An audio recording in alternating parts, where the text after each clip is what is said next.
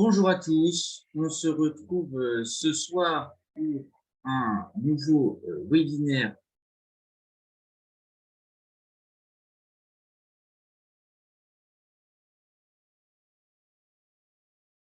Bonjour à tous ceux qui sont en live et tous ceux qui me regardent en replay sur YouTube, ça me fait très plaisir. N'oubliez pas de mettre un petit pouce bleu direct si la vidéo vous plaît, si cette série de vidéos vous plaît. Aujourd'hui, on reprend sur le point qu'on s'était arrêté la dernière fois. Comment anticiper les marchés en 2023? C'est une vidéo, je vais vous dire très exactement que nous avions fait. Alors, je vais avoir la date de YouTube, pas là que je l'ai enregistrée, mais nous l'avions fait il y a 3 semaines et je vous avais dit que le marché, en général, est très, très bullish jusqu'au 15-16 janvier. Alors, c'est jamais parfait, mais en gros, dans les premières 2 semaines de janvier, le marché il part toujours bien en hausse. Et du coup, moi, je pense qu'on est arrivé un petit peu au maximum de la hausse qu'on peut offrir et on va regarder ensemble que faire sur les différents marchés. Donc, on va voir ce que traite le plus, euh, matières premières, indices et la crypto. On va tout de suite vous partager les graphiques parce que là, c'est purement technique. Comme je vous l'avais expliqué, pourquoi les marchés montent, c'est parce qu'il y a une augmentation du flux de liquidité. Et du coup, c'est ça qui fait que les marchés sont plus haussiers. On peut regarder très rapidement l'euro-dollar. Comme vous savez, je ne suis pas expert du Forex. On voit que ça a bien progressé, ça a même cassé. Vous voyez, ça prouve bien que je suis vraiment pas chaud, vraiment pas chaud. Ça a cassé les derniers niveaux et j'aurais pu penser qu'on aurait du mal à casser au-dessus de ça, mais on est bien au-dessus. Donc, on peut voir que vraiment, il faudrait que c'est pas mon truc. Mais voilà, petit point intéressant quand même que l'euro-dollar continue de progresser. Alors, je donne un avis qui n'est pas du tout un avis d'expert. Moi, je serais tenté de dire que ça va continuer de rebaisser si on regarde sur le très long terme. Je pense qu'on va rester en fait sur cette tendance globalement baissière. Que là, on a un petit rebond, mais pour moi, je ne vois pas pourquoi ça irait plus haut. En tout cas, à long terme. Voilà, je ne le vois pas retourner vers des 1,25, 1,30, 1,40. Ça me paraît au point improbable. Voilà, des petits points au-delà. Sur le gold, le gold, il ne veut pas. Il faudra aller rechercher. Il faudra aller recharger un autre produit. C'est pas grave. On peut aller voir le pétrole. Le pétrole n'avait pas tracé les niveaux, mais globalement, ça va à peu près dans la même tendance que le titre marché, sauf que c'est un peu plus à la peine. On reste globalement sur comment dire, on reste sur un marché décevant où je le vois mal quand même aller rechercher des plus hauts. C'est quand même un marché qui est un petit peu plus à la peine. En fait, quand on voit tous les autres assets qui ont quand même bien progressé, le pétrole, que ce soit sur le Brent ou sur le WTI, on est quand même très déçu. Alors, je vois que le chat est réapparu. C'est merveilleux. Normalement, voilà. Je vous remets la vidéo qui est en lien avec celle-ci. Donc, je l'ai mis dans le chat. Et sinon, vous allez regarder sur YouTube.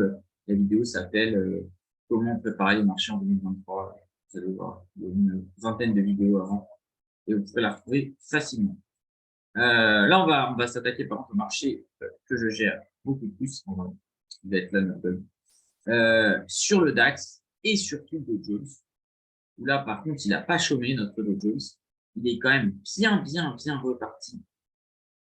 Et on voit qu'on a eu un premier retour ces derniers jours qui a été bien tanké par ces niveaux-là. Intéressant. Et on voit que là, ça remonte. On est plus dans une phase de range. Alors, qu'est-ce qu'on peut dire? C'est étonnant ce qui est en train de se passer. Alors, soit on compte cette baisse-là s'amorçait pour faire la baisse en gros du premier trimestre. En général, vous avez du 1 au 15 janvier à peu près. C'est pas mathématique. Parfois, vous voyez, là, on est encore sur une période un petit peu haussière alors qu'on est le 23. Du 1 au 15 à peu près, ça fait que monter. Ça, c'est vérifiable un nombre de fois assez important. Ça marche facile 70-80%. Ensuite, après le 15, on rentre dans une phase plus morose et là, on le voit parce que c'était le 16, hein, du coup. Voilà. Si on regarde le 16, ça fait le pic parce que le 15 était un dimanche. Ça, c'est un lundi. On voit qu'à partir du 16, ça commence déjà, et ça perd pas rien, hein, ça perd plus de 1500 points. Non, ça perd 1500 points en gros. Ça commence déjà à faire les premiers arbitrages. C'est-à-dire que on est début janvier, on shoot un peu partout, on investit un peu partout. Et après, on commence à travailler, à faire des arbitrages du style, ah bah tiens, je vais prendre plutôt des valeurs pétrolières, parce que le pétrole est pas cher et je pense que le pétrole va monter, et je vais vendre des valeurs de grande consommation parce que avec l'inflation, elles vont être plus à la peine. Complètement. Et donc, il y a ces arbitrages, en général, le marché a tendance à un petit peu baisser. Là, soit on va continuer dans ce range, pas facile à dire, hein. Soit on va être sur un pullback, c'est-à-dire on a bien baissé ici, on remonte un peu, et là, on va commencer à rebaisser pour aller vraiment plus bas. Moi, je vois bien le marché, je n'aurai jamais le timing à une semaine près, mais en tout cas, sur le premier trimestre, je vois bien le marché retourner au moins vers les 30 000, voire vers les 28 000. Ça, c'est fort possible. Et de toute façon, on se fera un petit peu, quand on aura fait tous les marchés, on ira se faire des petites sessions là, de scalping parce que je vois que ça m'a l'air intéressant, hein. Alors, il ne faut pas y aller très agressif, mais il y a quelque chose. On pourrait dire que là, il y a un petit niveau pivot. On pourrait qualifier de niveau jaune. Parfait, je suis déjà en jaune. Où on peut commencer à travailler à l'avant. C'est plus là, il ne faut pas être trop agressif, mais là-dessus, on peut travailler. Et si on regarde sur le DAX,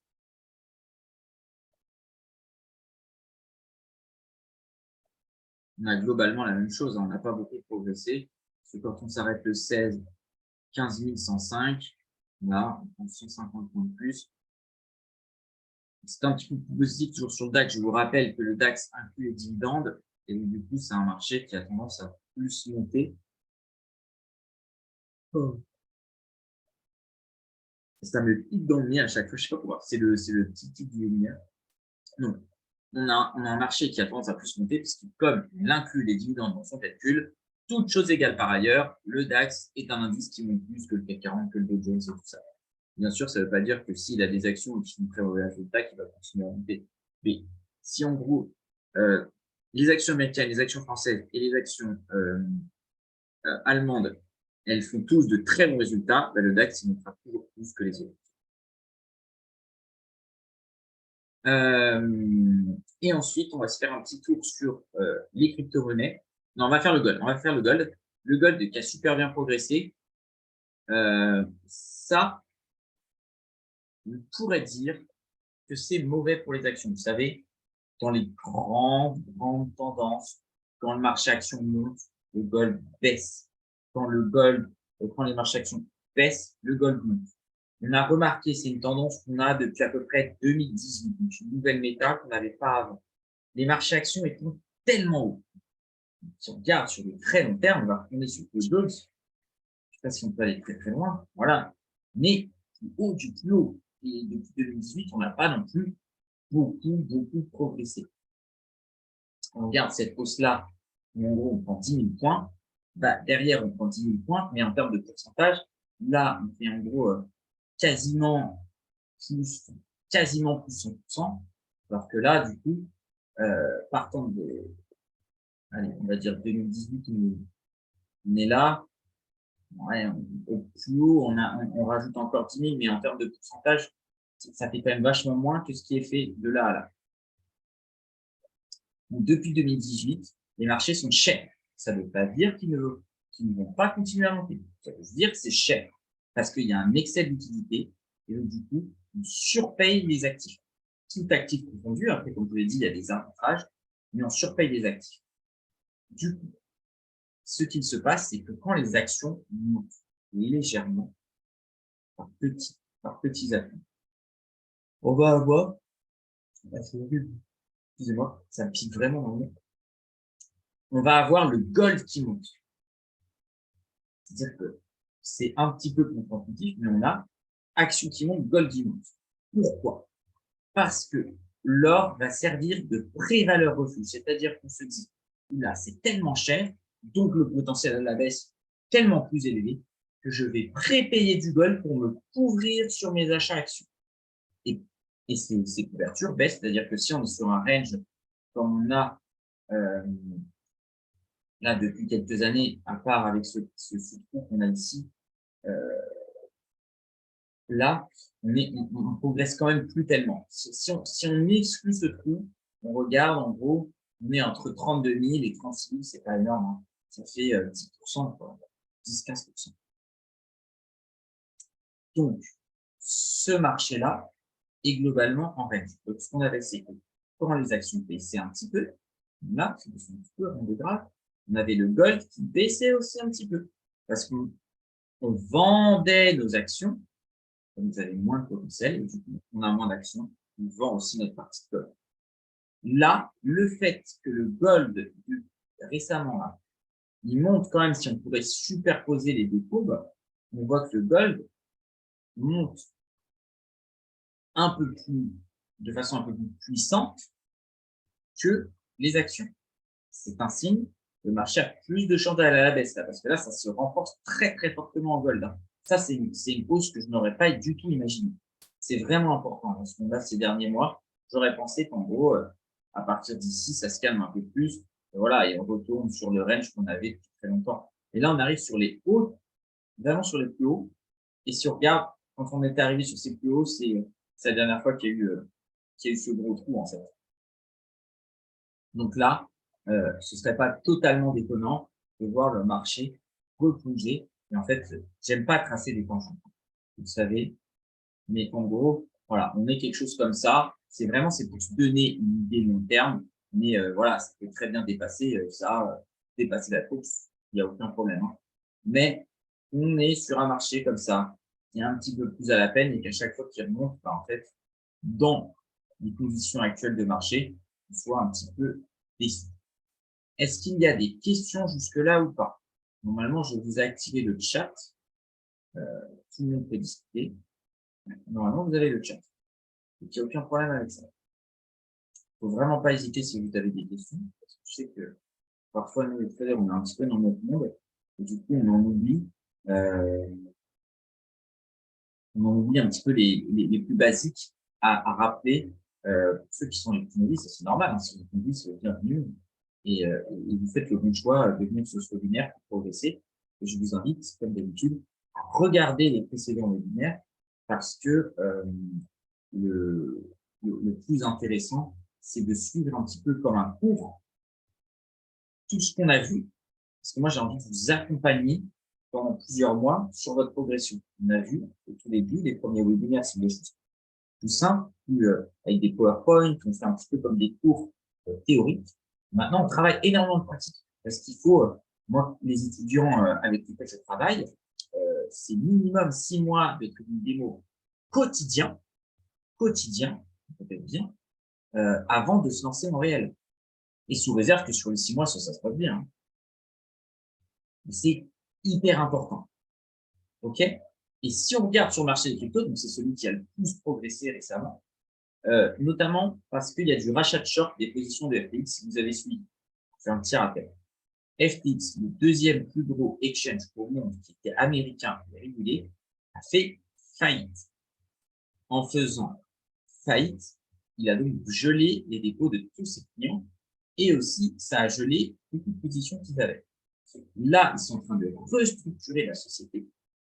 En la restructurant, ils ont pu voir qu'il y avait des positions et ils sont en train de couper ces positions pour récupérer du cash pour rembourser leurs dettes.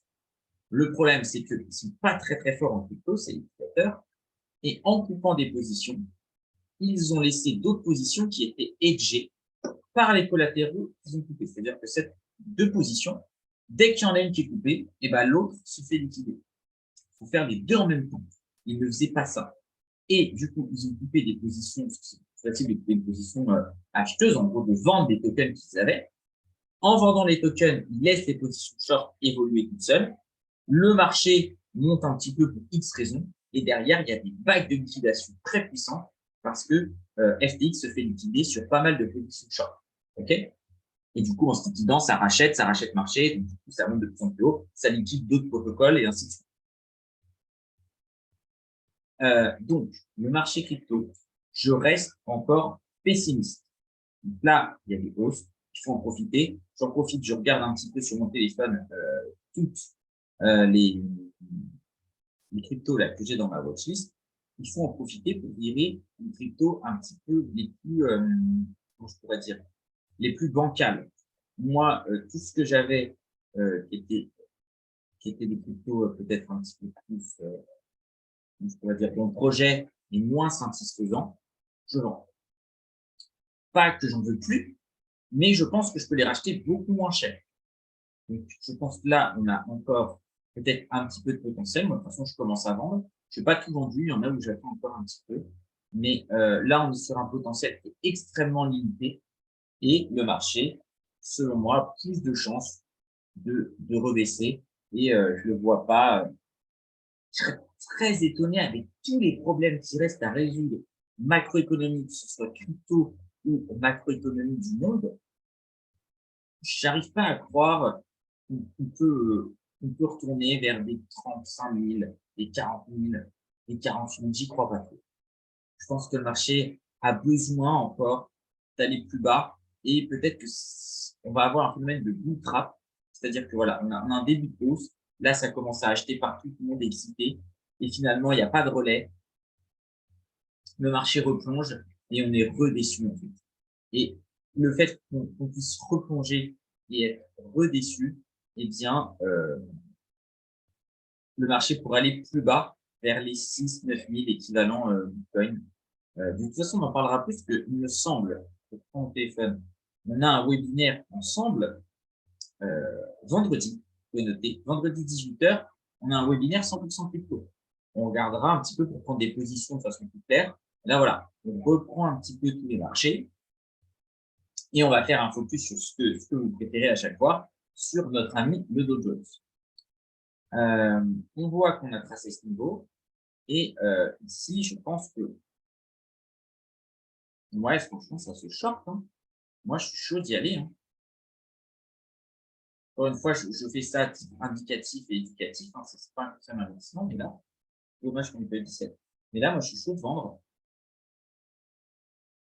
Alors, d'habitude, je mets des cartouches de 3 lots, pardon, de 10 lots. Mais là, on est sur du 3 lots parce qu'on est sur un niveau orange et un niveau jaune, pardon. Et donc, du coup, on y va de façon plus light. De toute façon, dernier webinaire, c'était sur le trading de, en gros, 18h à 20h, comment les marchés s'articulent. On aura aussi une suite de webinaires, alors je vais vous donner une date, le 25 de 15h30 à 16h30, donc c'est comment trader le marché à l'ouverture US. Et on aura aussi le 30 janvier de 14h30, 15h30, sera comment trader les marchés à la pré-ouverture US. C'est vrai que c'est des webinaires qu'on a un petit peu moins le temps de travailler parce que souvent vous êtes au travail et du coup vous pouvez pas suivre ce webinaire, mais on va les faire quand même comme ça après vous allez regarder en replay. Là, il manque encore un peu.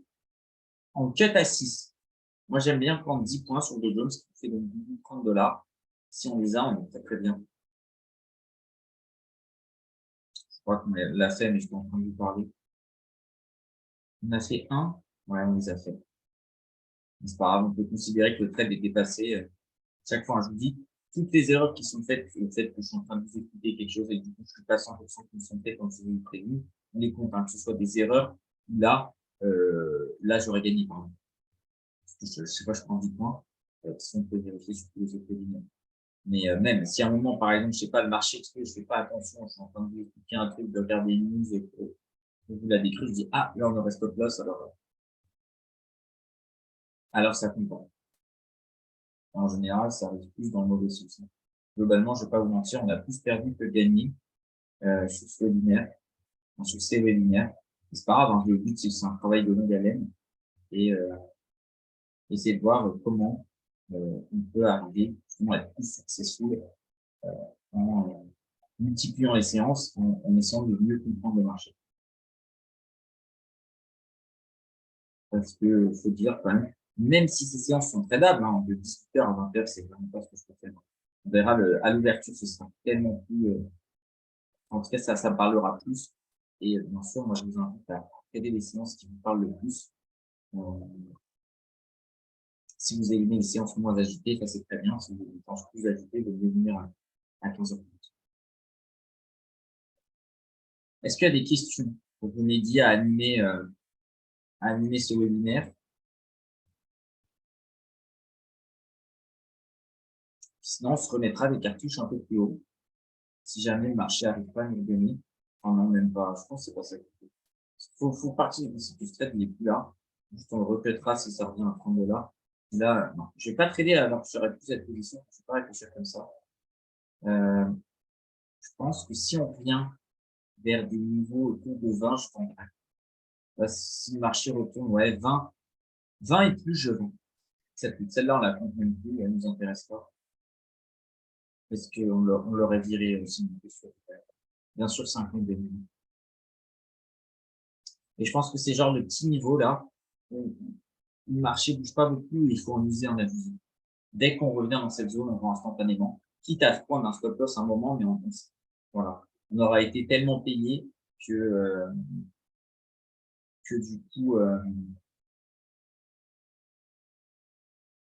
du coup, c'est pas un problème, en fait.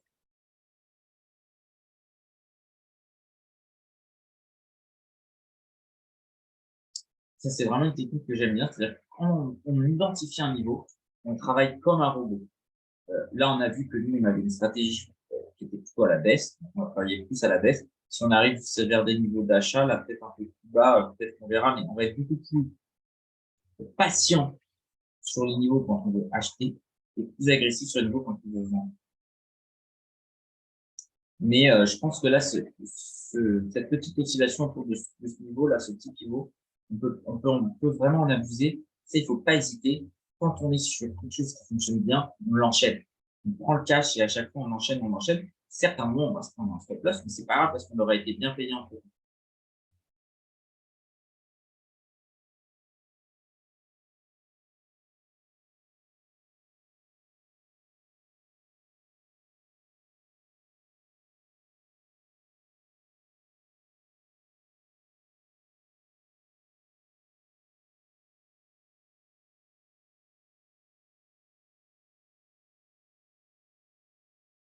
Donc, si les niveaux d'achat, en gros, c'est autour de, ouais, 85, c'est pas mal. 85, 75. Et niveau de vente, c'est autour des 20.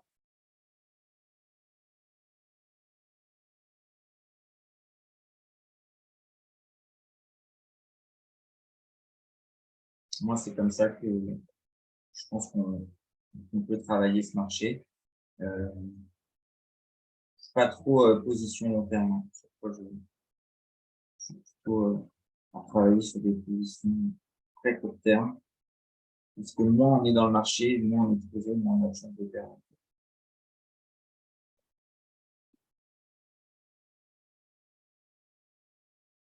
Si vous avez des questions, vraiment, n'hésitez pas. Parce que là, je ne peux pas vous inventer grand-chose. Le marché n'est pas très, très excitant. Et j'aime bien à chaque fois qu'on termine des petits points. Là, c'était un petit webinaire d'une vingtaine de minutes, en fait, d'un point de vue vraiment théorique, parce que c'était en lien avec le précédent webinaire et on peut se faire comme ça. Là, on peut dire, là, si je veux compléter, en gros, à partir de maintenant, j'ai pas de chiffre précis ni de date précise. Et vraiment, ce qui marchait, c'était le 16 janvier, comme je vous l'avais dit dans la précédente vidéo. Je pense que, voilà, bien qu'on puisse remonter sur ces niveaux, je doute qu'on remonte très très haut. C'est très étonnant. Je pense que là, le marché ne cessera de baisser. Bien sûr, hein, ça va pas baisser ligne droite, mais ça va vallonner euh, jusque fin mars, début avril.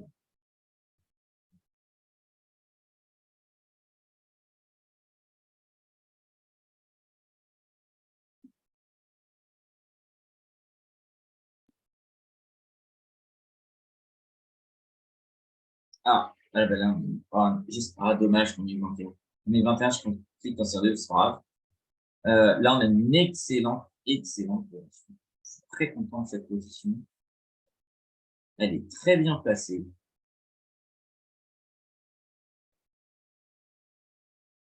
Et vous voyez, hein, quand je vous dis soyez patient, ça ne sert à rien de se précipiter parce qu'en général, quand on se précipite, au final, on décale juste notre patience, c'est-à-dire qu'on va vendre trop vite ou acheter trop vite. Et on va attendre encore plus longtemps que si on avait été patient et qu'au final, on a une position sur laquelle on est beaucoup plus à l'aise et on va gagner beaucoup plus et beaucoup plus vite. Voilà pourquoi j'étais pas chaud de vendre comme le premier trade qu'on a fait tout à l'heure. Vendre 16, c'était bien.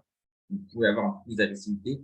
Là, le fait que ça aille pas plus bas alors qu'on est dans un marché, selon moi, qui a, on va dire, une épée de Damoclès qui fait qu'il reste baissier, je préfère prendre une compte.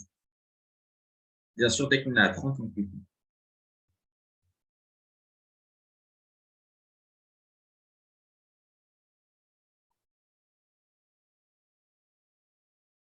Et alors, j'essaie de en mettre parce que il ne veut pas. Voilà. Ça n'en voit rien. Qu'est-ce qu'on fait quand on atteint une position? On réfléchit à nos prochaines cartes. Moi, je fonctionne en 3 cartouches, c'est-à-dire que je vais passer un ordre gros, je split ma position en 3 petits ordres. Ça ne veut pas dire que j'ai passé les 3. On a juste à chaque fois en fonction du marché. Mais là, en gros, on a vendu 20. Prochain petit niveau, on pourrait se dire autour des 50, c'est bien. On vend autour des 50 et après autour des 80 si on est en 3 cartouches. Mais ça, il faut le voir avec l'agressivité du marché. Et l'agressivité du marché, c'est quelque chose qu'on travaille avec tous les webinaires où je fais des petits lives de trading, c'est essayer de comprendre la vitesse du marché. Si le marché va très vite et très agressif, si il est plus lent, il est moins agressif. Là, par exemple, sur cette première bougie, là, c'était vachement agressif, ça a baissé assez vite. Là, c'est plus lent. Alors, là, ça me conforte dans le fait que ça va continuer de baisser parce qu'en fait, vous voyez, on a le temps de payer. On oublie les stratégies qu'on a dit. Si j'ai envie de payer 16, j'ai envie de payer 15, j'ai le temps. C'est pas difficile. Là, vous voyez, le 13 est un petit peu plus rare. Et étant un petit peu plus rare, c'est un signe que le marché a plus de chances de remonter. Là, en repassant sur le 13, c'est assez facile de l'avoir. Donc, on peut payer 13. Hein. Du coup, il y a plus de chances que le marché remonte parce que, allez, voilà, 30, c'est très bien. Parce que les prix sont pas rares. Et ce qu'aime le marché, c'est avoir de la rareté. Donc là, c'est pas rare, c'est très facile à acheter, c'est là. Du coup, plus de chances que ça baisse. C'est pas sexy, en fait, à l'achat. Je sais pas si vous comprenez un petit peu cette philosophie. C'est très difficile. Hein. Ça prend beaucoup de temps avant de comprendre. Mais ce phénomène de rareté, par exemple, le 8, là, qu'on avait tout à l'heure, était difficile. On l'a pas obtenu. C'est remonté assez vite. Ça augmente la confiance sur ces prix-là. Là, le 3, il est à peine resté. Même si on revient dessus, c'est déjà une bonne nouvelle. Chaque fois, là, on a rebondi, hop, ça a passé 4 tout de suite. Là, le fait qu'on attend, vous voyez, ça attend, ça redescend. Et tant que le marché ne proposera pas de prix vraiment rare, et je pense que sont tous là où ça peut nous faire un petit peu, genre ça vient ticker, ça laisse à peine le temps d'acheter et ça remonte, et ça, c'est très bien. Là, le 2, c'est pas de la science parfaite. Hein. C'est parce que, vous voyez, là, le 2, on est en train de patienter, que le marché va pas remonter. Mais globalement, plus vous voyez un prix, moins il est attractif. C'est vraiment ce qu'il faut se dire.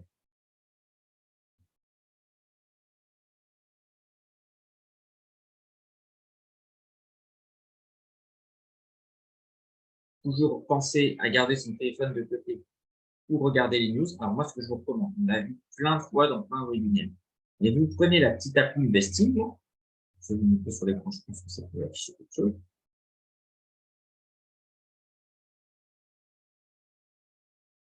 Et vous mettez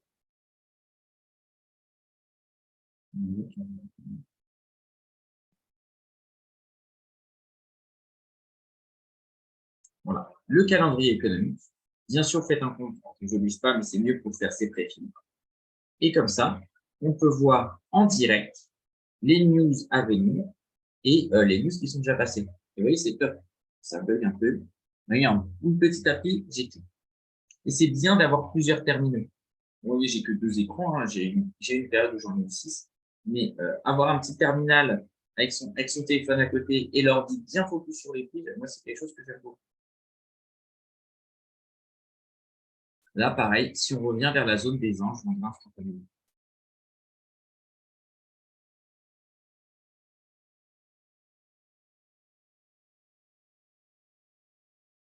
Et c'est pas intelligent ce que je fais. Faut bien penser que les marchés, c'est pas toujours intelligent, surtout sur. Donc, je vois 22, je vends. Je réfléchis pas. Je veux pas laisser le temps parce que ceux qui réfléchissent, du coup, ils l'ont loupé le 22. Et je recouperai à 12 du coup. Je sais pas, je prends 10 points. C'était quelque chose qui marchait bien sur le Dow Jones. Si vous préférez le DAX, c'est plutôt 7 points. Et de même, hein, il faut penser à mettre des stop loss. Hein. Là, on n'a pas vu de situation de stop, mais je vous invite à regarder les précédents webinaires parce qu'on en a vu plein de situations où c'est des stops. Comment réagir avec les stops?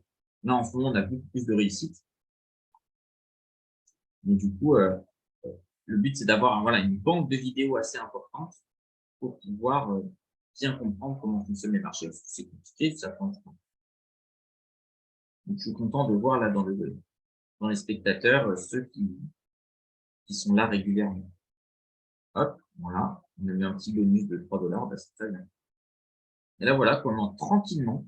Et là, on n'investit pas beaucoup. Hein. Chaque fois, c'est 3 lots secs, pas grand-chose. On gagne 100 $ en une vingtaine de minutes. Voilà. Et si ça revient là, je retape. Alors, il pourrait y avoir des petites contre-intuitions. Là, je me dirais, ah là, il faut pas y aller. Mais je vous le dirai si c'est le cas. Mais globalement, là, je suis comme un robot. Je revois la zone des 20, je revends. Et j'enchaîne comme ça. Et j'abuse. Jusqu'au moment où je vais me faire taper, je vais me prendre un stop loss. Ça va me reprendre une partie de mes gains. Et globalement, je serai toujours rentable. Alors après, bien sûr, on peut commencer la session par un stop loss. Ça arrive. C'est pour ça notamment qu'il faut bien abuser de ces périodes de marché. Parce que quand ça donne facilement, il faut prendre. Faut pas réfléchir. Le marché vous donne de l'argent, vous le prenez. Là, j'hésite à 20 parce que j'ai eu bien 22 derrière. Il faut regarder. 20, est-ce qu'on est payé? 4, ça fait tout pile 6. Donc, faut pas vendre 20. Faut vendre un petit peu au-dessus, un petit entre 22, 23, 25, je prendrai. Je vais mettre dessus. Mais autrement, ça va être compliqué parce que si on regarde la dernière mèche, c'est 6 avec 4 de spread, ça nous fait 10 à l'achat. 6 plus 4, 10. Hein. Et donc, du coup, si je vends 20 tout pile, il faut qu'on retape le plus bas de la dernière bougie. Ça peut être problématique. Et vous voyez, on passe beaucoup plus de temps là sur le 20 que tout à l'heure sur le 22. Donc là, le marché, j'aime pas ce qu'il me propose. Là, il me dit qu'il peut aller beaucoup plus haut. J'aurais peut-être dû taper le 23. Allez, on y va. C'est peut-être pas extraordinaire. Hein. Là, c'est un peu agressif. Ça peut vraiment partir plus haut, mais on se le tente. Au pire, c'est qu'une première cartouche. Et vous, ça vous explique. C'est peut-être plus haut, encore mieux. C'est-à-dire 38, 40, 45. Enfin, c'est large, je te dis 38, 40. Vous voyez ce phénomène de rareté, là, comme c'est plus facile de rentrer, derrière, bah, ça continue. 37, ça a été reconduit. J'ai moins que 38, 39, 40, ça stagne, du coup, j'y vais pas. J'aurais pu y aller, hein, mais du coup, j'attends. Voilà, 41, c'est très bien. Et là, comme ça, j'ai ces deux positions consolidées que j'essaierai de couper vers les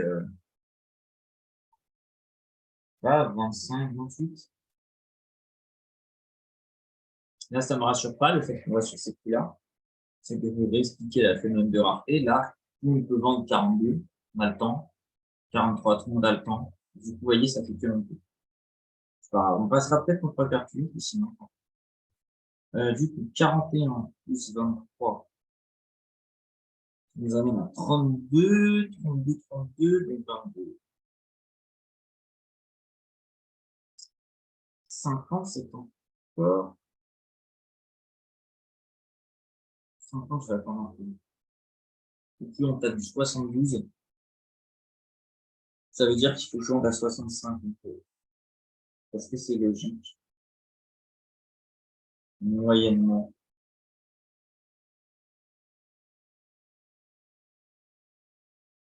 Faut voir. Faut voir encore est-ce que je tape. Là, il va falloir être patient, mais c'est pas gravé dans le marbre qu'il faut vendre quelque chose comme. Là, en gros, d'ordinaire, hein, je pense 41, tu vends 60 en fait. Tu vends 60, 60, 58, ça passe. 46, c'est sûr que non.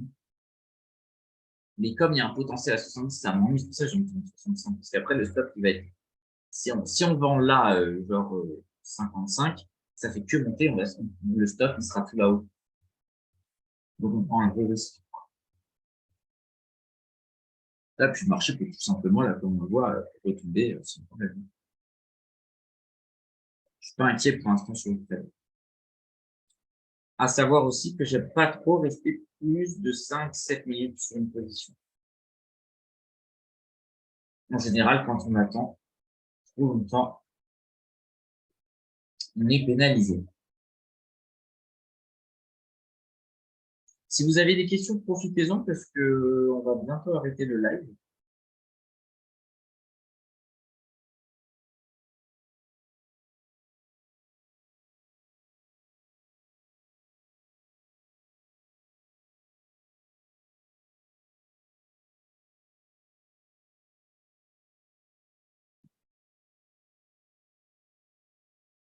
On va retourner en minute. Ça essaye de repousser, mais c'est trop lent en fait.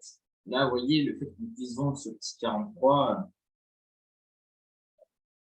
je pense qu'on va vraiment le jouer. Donc, je vais me patienter jusqu'au 65 pour la troisième partie. Et bien sûr, au-delà de la troisième partie, ce sera le stop loss. Ça montre un peu mieux.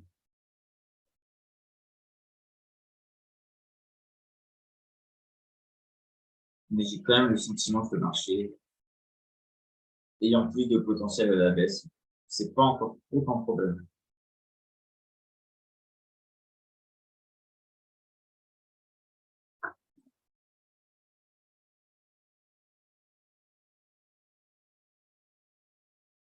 Bonjour, Aune. Je vois qu'il y en a certains qui viennent d'arriver sur le live.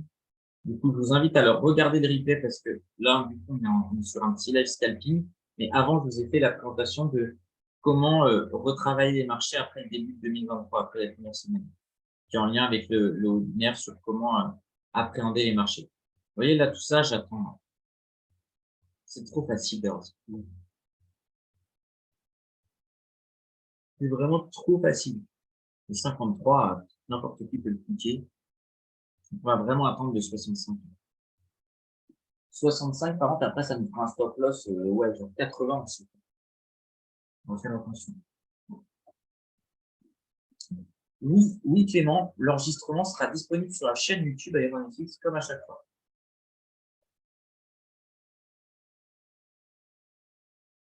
On n'oublie pas le petit pouce bleu, si vous la regardez, ça me fera très plaisir.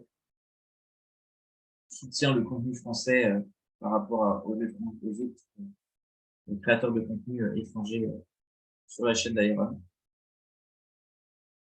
Là, ça commence à rejeter, vous voyez, le 61, ça a claqué tout de suite vers 58. Donc, ça me conforte le fait que 65 est peut-être un bon petit avant. Et voilà, il faut être patient. Il ne faut pas se vendre de 62, 63, il faut vraiment. Même le 64, je ne peux pas. Voilà, 66, je peux améliorer.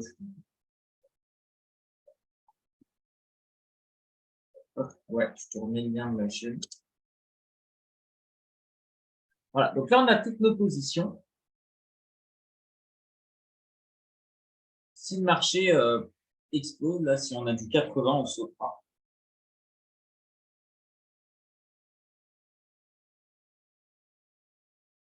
Sinon, ben, on essaiera de chercher un take profit par ici. Et si le trade est encore actif d'ici 5-7 minutes, eh bien, on essaiera de sortir à 0 sur la moyenne des 3 positions.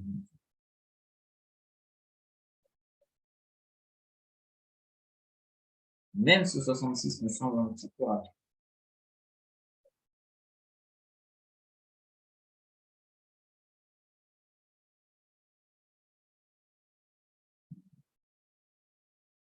Ouais, c'est un petit peu rapide. On aurait peut-être pu atteindre un peu plus. Regardons le niveau.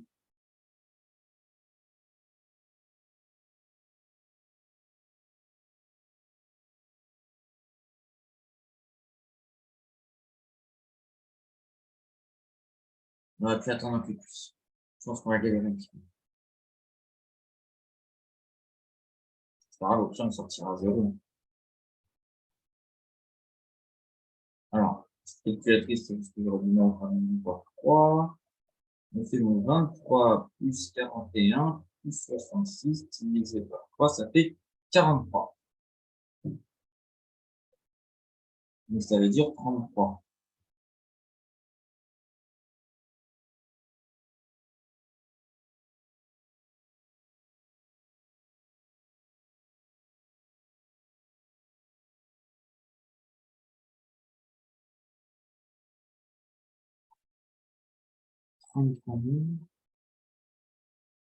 Ah mince, aucune stop loss. Vous voyez, là, on s'est fait avoir, on a stop loss. C'est pas grave. Mais là, le marché, il peut aller tellement plus haut que du coup, on réfléchit même pas. Pas grave, vraiment.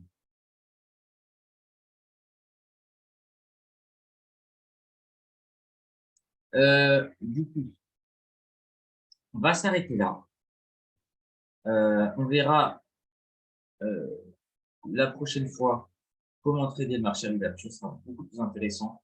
On aura plus d'excuses là parce qu'à chaque fois, c'est compliqué de trader ces heures-là. Moi, c'est pas celle que je préfère. Mais il faut quand même les voir parce que je sais qu'il est particulier. C'est peut-être le créneau, là, 18h, 20h, vous avez le plus de temps. Vous êtes le plus disponible, donc c'est intéressant de le traiter. Mais globalement, c'est vrai que depuis qu'on a commencé 6 mois, on est globalement plus perdant. Donc voilà. Je vous dis à la prochaine. Je vous redonne la date du prochain. C'est donc le 25 janvier, 15h30. On se fait un webinaire trading Dow Jones uniquement à l'ouverture. Et là, on n'aura pas d'excuse de savoir envoyer du très lourd, je l'espère. Je vous dis donc à bientôt. Regardez sur YouTube, regardez pour ça vous plaît. Si vous êtes déjà sur YouTube, mettez un pouce bleu. Merci beaucoup. Je vous souhaite une excellente soirée, d'excellentes trades. À bientôt. Merci.